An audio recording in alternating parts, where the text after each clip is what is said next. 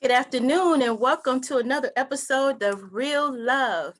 We promised you that we were going to bring couples on to help us to understand what does it take to make love last. Before we get started though, make sure that you like, share, and subscribe. Thank you. Welcome, Andy and Eulith Salandy. How are you? Doing great. Doing good. Wow, you guys look good together too. Thank you. I think they I think they say once you've been together for some time, you just start to look like one another. I think that's a wonderful thing.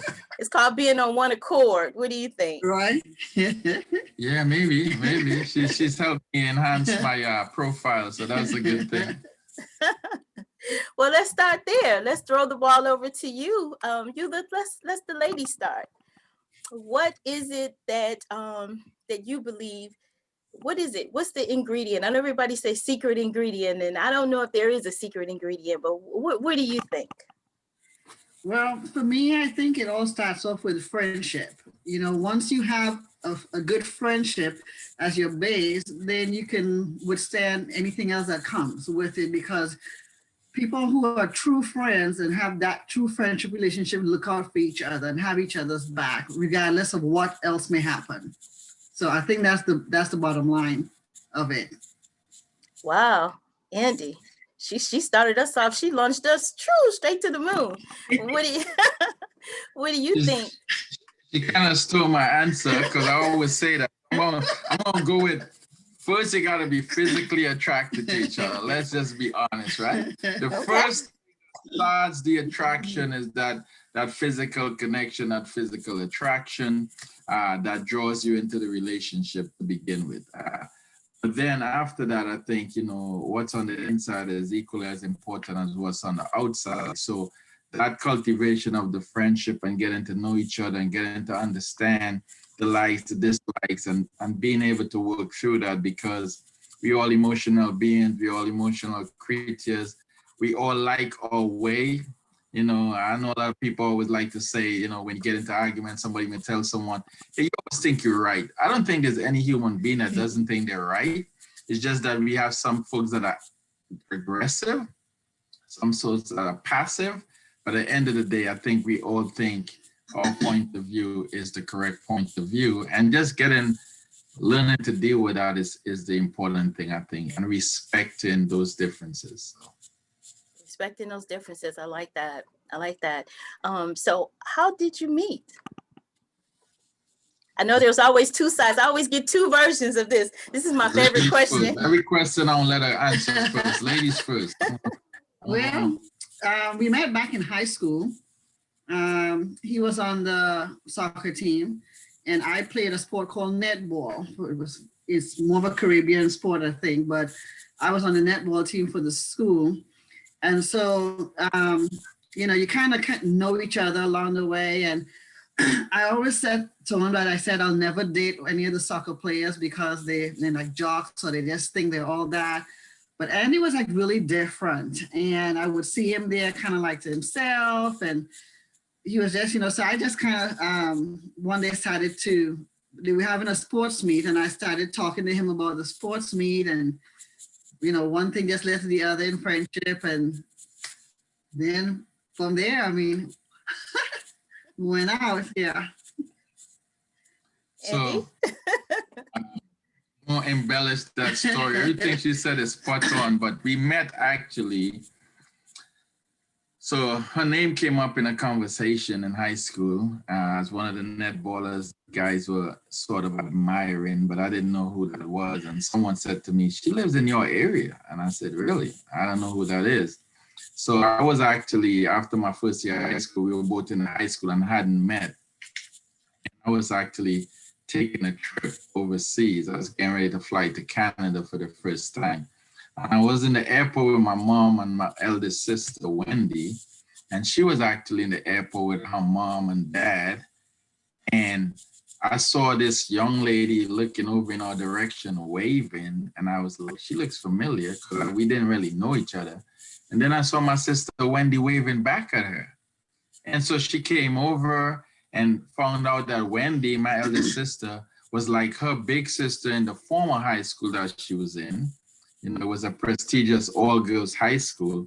And they had a relationship to the point where her dad would take my sister home after these so-called netball games, the sport she mentioned, netball, they played on the same team. And so Wendy was like her high school big sister, found that out that day, and we kind of got that introduction that day. And since then after that, we started, I call it colliding, because at the time she had another boyfriend and I had another girlfriend.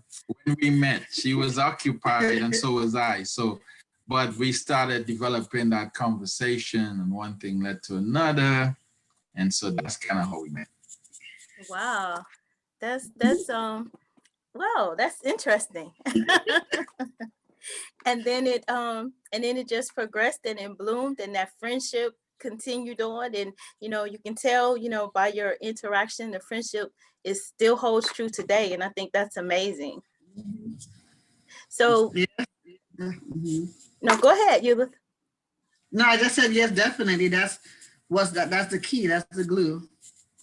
The one thing that when I had the opportunity to come into the Fortress Network and I had the opportunity to meet Andy, I just, I was really taken back because, he talked about you, he talked about, how you support the network. And, I'm always very, very impressed with corporate, and I guess you would say corporate, but network or businessmen that actually lead with their wives. I think that's a wonderful.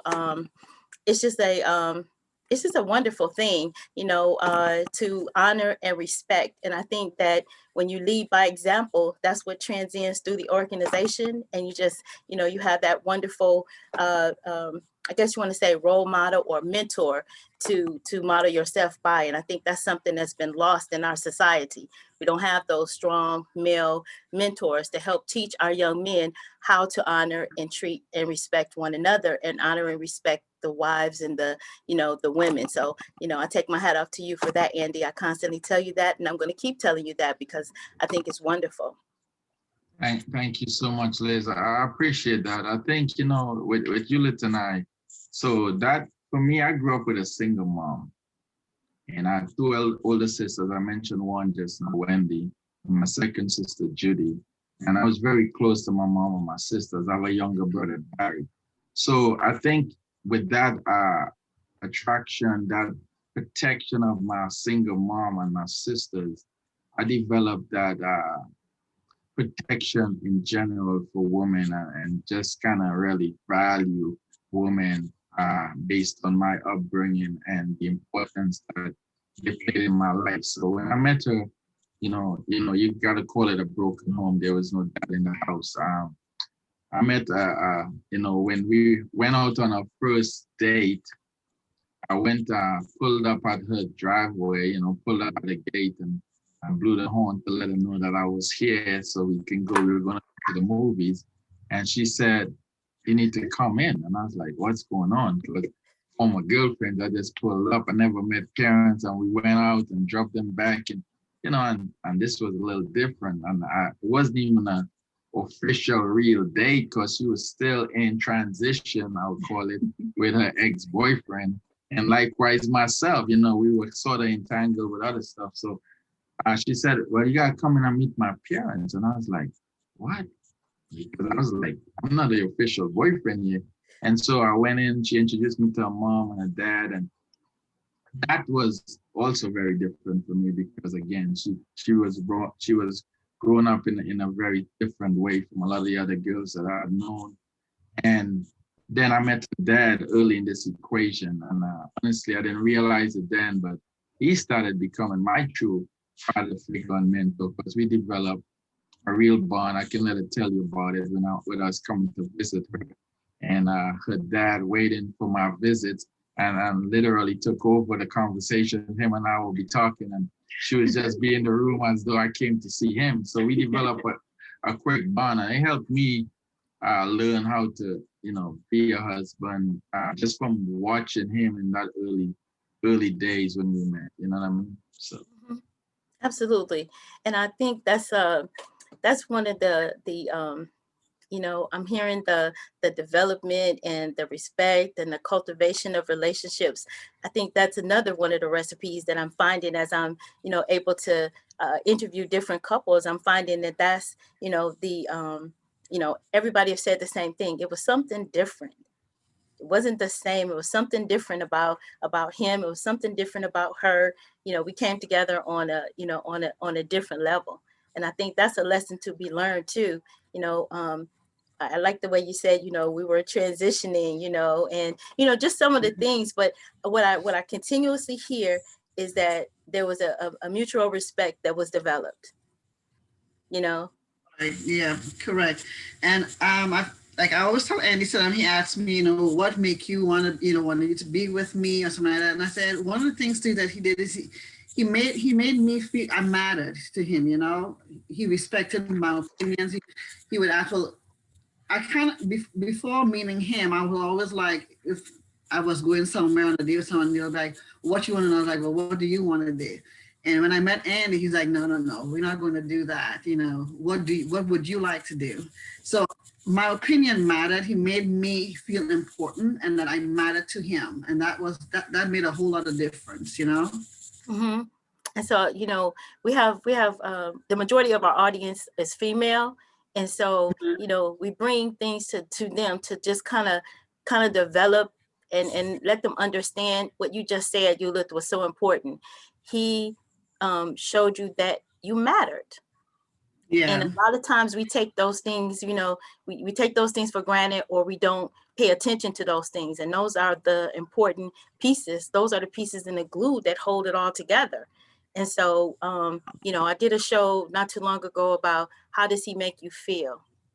And you just hit on that point, wow, that's. But Liz, I would jump in and say though, but it was not without resistance, because when I met her, she had a driver's license, but she didn't want to drive. Okay. And whenever we were going out, she would promise, like, well, next time I'll drive, because I wanted to, again, just like me, I want her to have a voice. I wanted to take initiative and do things that she can do. So I said, well, this one day it was a Sunday and the road is not as hectic, because Trinidad is crazy to drive in. It really is. So she had a license, but she had never driven with me. And I was like, okay, you're going to drive today? And she's like, oh, no, let's do it now. I said, you said next week every day. So I pulled up in the road, pulled over, pulled up the handbrakes, left the car on idle and said, okay. And she was like, oh, she was in a mess. She was panicking. She was shaking. She was like, I like, you doing it or else we're not going to get home today because I ain't driving no more. And so I probed her and I pushed her to drive that day, and she did it. She can tell you how she felt. She was a nervous wreck. But for me, I live that with everybody, not just in my relationship with Eulith. I believe people have more in them than they believe in themselves sometimes. And because of my transition and understanding that, I try to help people see what they can do even when they can't see it. And sort of push them. I'm a very driven person for myself. And then if somebody wants to do something, I'm going to encourage you. And then you can't back down. You got to do it. If you say you want to do it, then you got to do it. And so that driving thing was a good example of her saying, yeah, she wanted to do it, but then she wanted to back down and make an excuse, and I didn't allow that. So making me and better. we've been like that ever since. Yeah, we've no. been like that, so. And I think that's what partners are. They help me one to another. And we are supposed to make each other better, help each other, encourage each other, push each other to be better. Okay, so we got two great bullet points here. I'm making a list. and I always encourage our viewers, I say, get you a pen and a piece of paper and start writing it down. And I practice what I preach. I'm writing it down.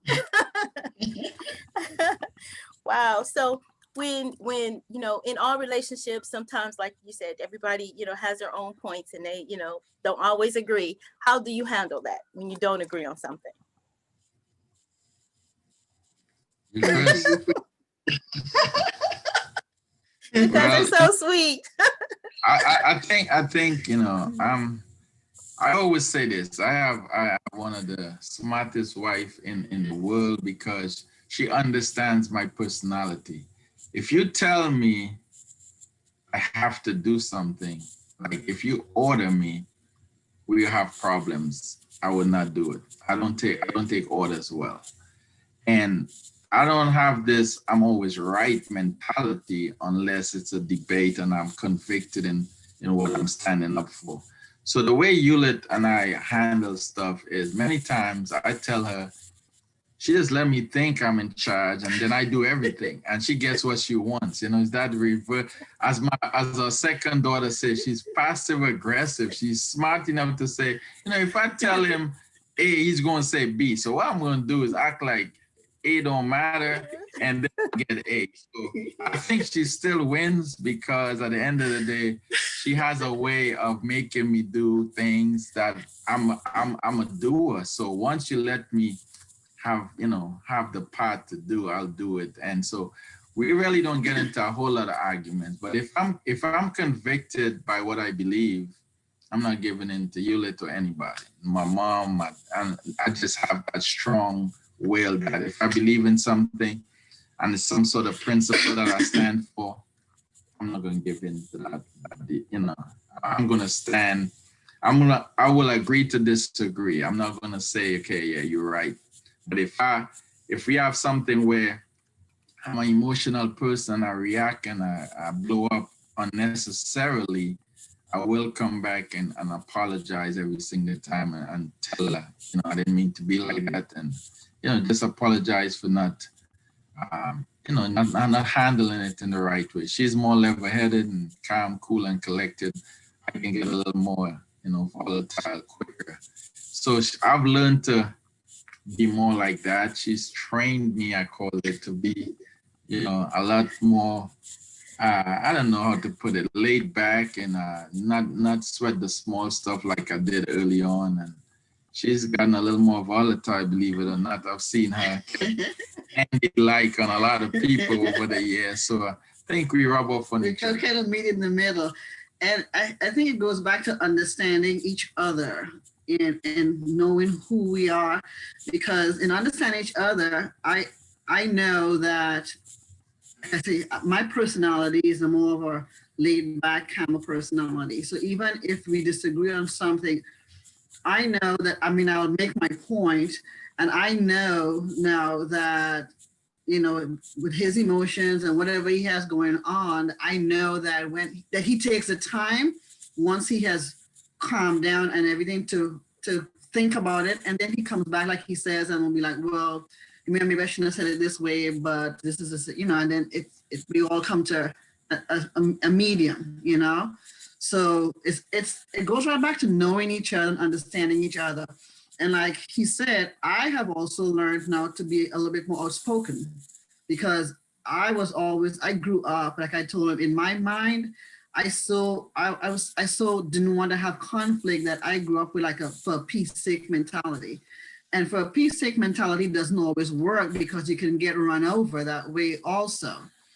So he has taught me to, because even earlier on, he'll be like, well, what do you have to say? You don't have anything to say about it. So he has taught me to express myself more. And now we understand each other, so we know where to meet at right there in the middle if it's just something that we're not agreeing on. I have a long list.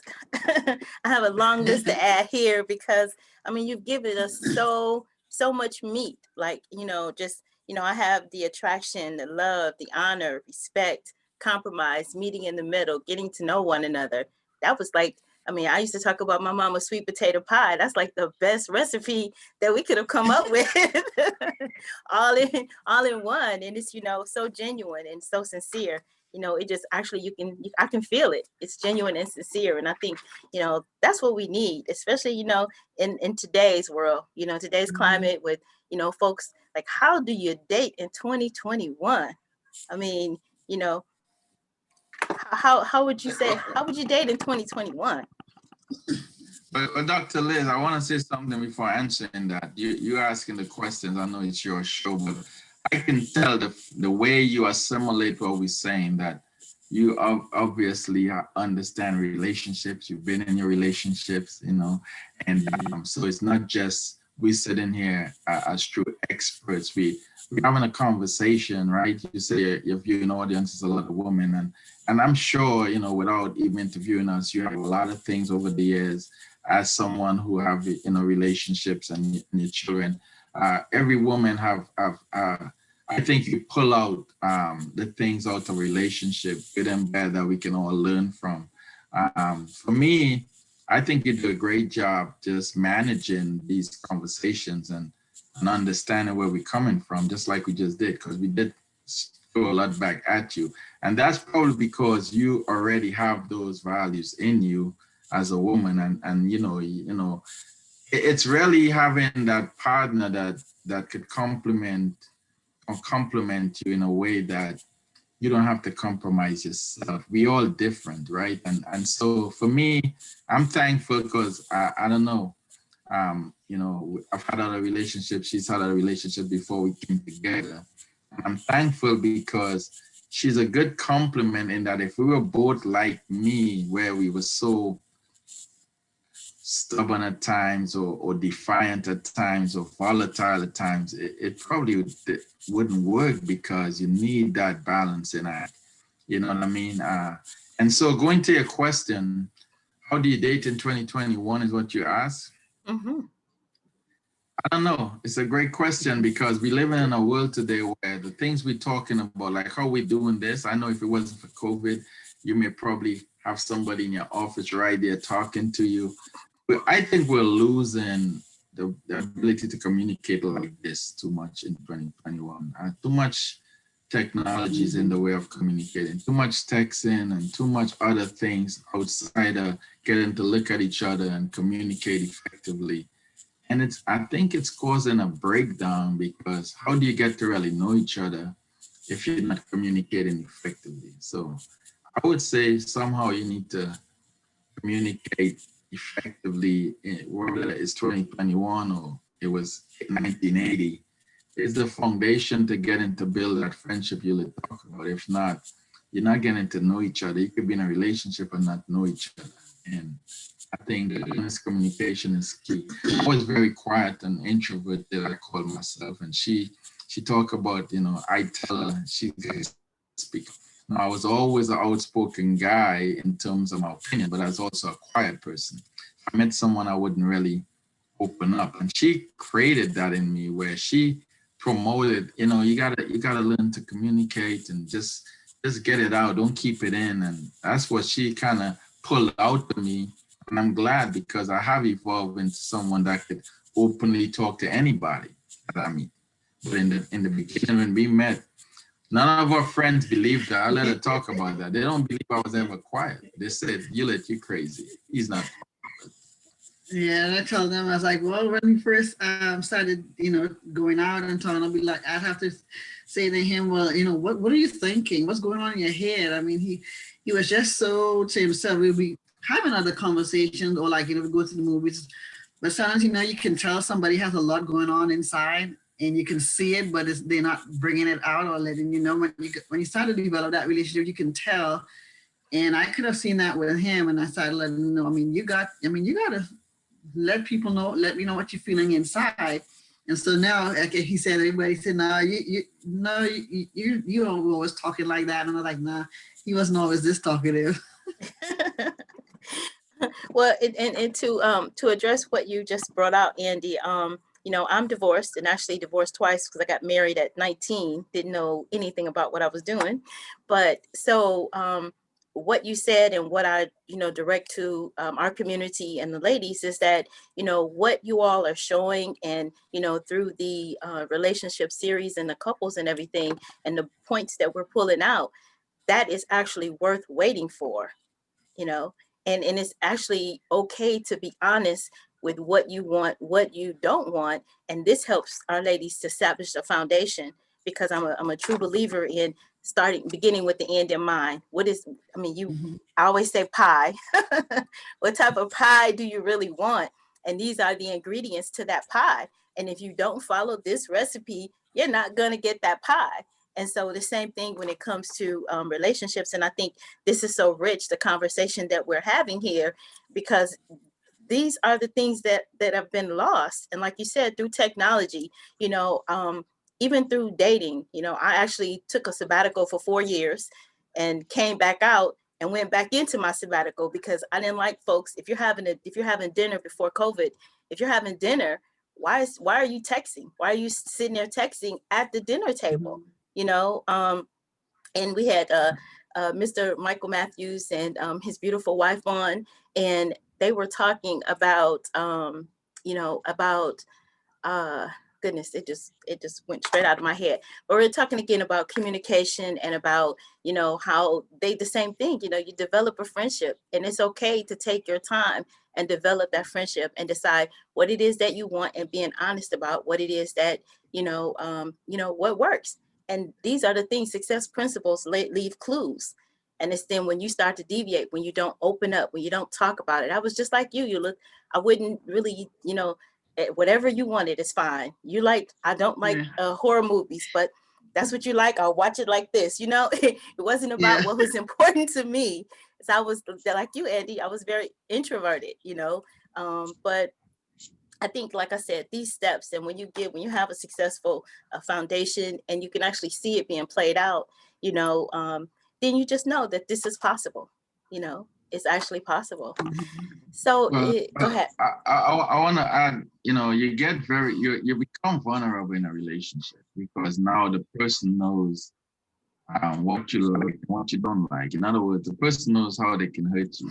And we have that power over each other in a relationship, the ability to hurt each other because of that vulnerability. So for me, the friendship recalibrates love because love is an emotional thing. If we try to just make everything about love, I don't think we can really survive relationships because it gets to a point where there's a thin line between love and hate. Not that the love really becomes hate, the emotional hurt, I think, can trigger the wrong reaction and the wrong conversation, And so what we tell our kids now, we have 3 kids, is the glue is the friendship because it's not without challenge. We're not sitting here as this, How many times you see people who give relationship advice? We watched a movie the other night, they're the gurus and behind the scenes, they're in a mess. They're getting ready to get a divorce. And so, you know what I'm saying? Yes. We talk publicly, everybody says all the good things, right? They give all the highlights. We had to go through a lot of stuff because we were young. We got married, she was 23 and I was 22. My aunt even said to me, "What are you guys doing?" And it was the godmom and aunt who kind of embraced me like her son when she met me, her Aunt Claire. And when she found out we were getting married, I was in New York spending Christmas with her. And she said, "You guys getting married next year, Andy?" And I said, "Yeah." She said, "You're too young." I said, "But it's your niece and it's your goddaughter." She said, "I don't care. You're too young." And she started getting very protective of me, even though that was her niece. You know what I mean? And how young you guys were. And yeah, we were young, Liz. So we had to go through a lot. And if we weren't, like I'm saying, understanding how to be friends, we met as friends, we may not be here sitting, talking, smiling with you because relationships are rocky. Let's just be honest. Love really gets emotional and hurt. So I think the friendship prevents you from wanting to hurt somebody that you really care about that deeply. And I mean, you want the best for them, and so it recalibrates you. At least that's how it works for me. If I get so mad, I don't want anything bad to happen to her. So I do my best not to let that anger or that frustration or whatever it is cross over the line where, and it did end up when we were younger. So I've learned that that's not a good place to go, I think that's a very good point. And uses, and I mean, we've said it to our kids, and even when my second daughter, when his brother's getting married, he used the term in it also. And it's from Andy. He said that love is volatile, so the friendship is what matters. Because friendship will always, once you have a real strong friendship for each other, true friendship, that helps buffer everything else, because the love can be volatile and the friendship is still there. You can work through that to mend something. And you said something important. Is that what I'm hearing from both of you though is about it's about caring about that person. Just period. Mm-hmm. I mean, when you care about somebody, I mean, genuinely care about them, then you don't want them to be hurt, and you do protect their heart. Right. And it's not a matter of, being right. I have to be right at all costs. It's not about that. It's truly about protecting the person's heart. Even if you have to walk away for a minute, think about it and come back. And oftentimes I've learned that it's not what you're saying to somebody, is how you're saying it to them. What type of voice, Right. Andy had mentioned something about, and I call it the power of femininity, where he said, Eulith, you're able to, kind of talk to him and, and kind of bring him over to your side of things or what have you. But I think that's another thing that, women don't understand, is that we do have the power of femininity. And think about it. If you're caring for her heart, she's caring for your heart, then we're not using that power in a negative way. We're using it as a benefit for the whole. And I also Right. hear that love is not selfish. Yeah, I hear that. Correct. Yeah. So, but this is amazing. Is there anything else you'd like to, just give our listening audience? I mean, there's people that are really listening, taking notes. Like me, I have a full page of notes here that are listening, and and really, just want to say congratulations. How long have you been married? 33 years, 32. I keep trying to go up to the years. August will be 33. We're 32 years married. 32 years married. Wow. Amazing. Yeah. Congratulations. So Thank so you. I told her it's life without parole. I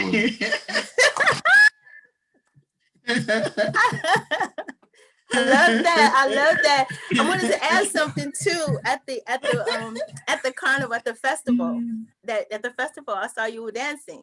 And I said, see, that's what it is too. It's about dancing, and it's about having fun together, and it's about being yourself. So what were you gonna leave us with? I had to put that in there because I did get to see you dance. I loved it. Well, you're right. It's about being yourself, and we do have fun together, and we enjoy each other. It's having enjoyment with your partner, and being a part of all aspects of what they do. The businesses we are involved together. Whether I'm just supporting in some of them, or being actually directly involved in some of them, we do. We're all together in those things. Even with the kids, when we did things, we did it all together. It's like we're really family oriented, and I think that has a lot to do with that love and that happiness, and bringing all that together for us to enjoy each other. It's really, we enjoy each other. Well, Liz, I'm gonna close by saying what you're doing is it's a fabulous program, because just like I've met you in Fortress, but you have had for people, for women, but for everybody, and you have a program here that I think could really help everybody. You may have a listening predominantly woman audience, but I think everybody should plug into your program, because at the end of the day, whether we're talking about Andy and Eulith and the power of love in our relationship, the power of love is for all relationships, for friendships, period. And like we've met in Fortress, and I say, my tagline, it's unofficial. I haven't really cleared it with Achille and Jessica, but I believe Fortress is powered by love. And once you put love within the equation of the relationships, your business here and what you're doing here, it's radiating love back to the couples as well. It's helping us through answering these questions, even still get a closer understanding, because we didn't prep. It's not like you came in and said, hey, I'm going to ask you this and we scripting this. It's just like I do when I present in Fortress. It's from the heart. What we answer is genuine and it's from the heart. And once you keep living like that, I think, yesterday we had a friend show up and spend 4 hours with us, 4 hours. And he reminded us of all the parties we had and the barbecues and the cookouts and always having people over. And he said he missed that and he just had to come see us because COVID has created that. And he reminded us that that's how we've been living, like you said, with the kids, with people, with community. What you saw on the Zoom, it's really who we are. And I think we need to, your show is doing that. So I would say kudos to you and keep doing it and reaching out. And I hope it continues to go viral and touch a lot of lives because it's a good program. And what you're after here is a good thing. It's important, I think. I appreciate that. Thank you. And I so appreciate, we went straight into the program and talking about, love, but, I just want to, thank both of you because I truly do feel like family in the Fortress Network. I love it that it's a community powered by love. We genuinely care about one another. We genuinely want the best for one another. And, I've been in so many different industries, so many different programs and such, and I've never found that before. Never found the genuine sincerity, something that, I live it every day now. And so I'm happy to be able to do this. I'm walking in my purpose. Fortress actually helped me to start walking in my purpose. And, it's very rare that you have opportunity to sit with a CEO or COO, and their families, and I think that's one of the things that's going to take Fortress viral as well. Because when people really start to understand it's about the relationships, because at the end of this journey we're not going to worry about how much money we left on the table or what have you. It's about the experiences that we created and whose heart did we touch, whose lives did we make a difference in. So I thank you so much. And yeah, we're going to go viral, all companies that we're involved in. Everything we touch is going to turn to gold, and we want you all to be a part of it. So thank you so much for your time. And, everybody, don't forget to like, share, and subscribe. You never know who you're going to touch just by a word of encouragement. Stay fearless, and we look forward to talking with you soon. Bye for now. Thank you so much. Thank you for having